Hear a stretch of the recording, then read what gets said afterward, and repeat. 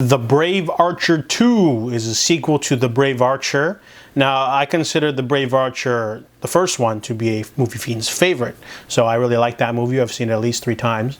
Now, I've only seen the sequels once. I believe there's there's 2, 3, and then there's 2 unofficial. One of them's called The Brave Archer and His Mate and Little Dragon Maiden. So I've seen all those once, but I wanted to rewatch them just to get them on, film.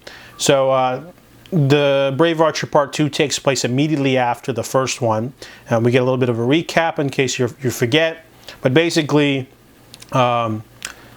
Western Poison is still at it. And basically, when Kuo Tsing's his wife, her boat basically destroys in a storm, and she gets taken hostage when they rescue her from sea, and they want the manual, which was destroyed by the crazy laughing guy.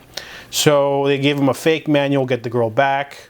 Western Poison and the King of Beggars get into a fight, and however, King of Beggars gets injured, and so does Ouyang, who is Kuo Tsing's rival and Western Poison's son. So they go their separate ways, and the King of Beggars is injured. He's going to take a while to recover. So he makes Huang Rong the temporary king of beggars, basically. Gives her the cane and teaches her the techniques, special techniques with chopsticks, which is probably the influence for the chopsticks duel in Kung Fu Panda. So that's the major subplot going on for this movie. But also Kuo Tsing gets injured during a battle, and he basically has to spend the whole movie like injured. So that kind of takes away a lot of the plot, because the main character basically doesn't get to do much, and they're just watching. And then there's some stuff going on with some monks. They show up, and some of the characters from the first film show up again.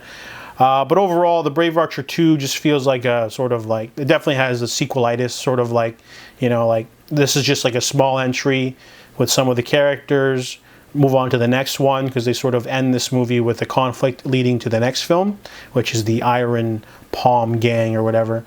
So, I mean, this movie doesn't have as much confrontation or action as the first one. The first one had like the big duel at the end. It had all the cool, lair moments with the Peach Island. This one, has some cool moments with Huang Rong's father, because he's Eastern evil. But overall, yeah, the movie's a little underwhelming compared to the first one, because the stakes are low, because they're already together in this one. The first one was like, them trying to be together. The second film is just okay. Obviously I wanted to watch it again just because I liked the first one. But also they recasted Huang Rong, which was disappointing, but, whatever.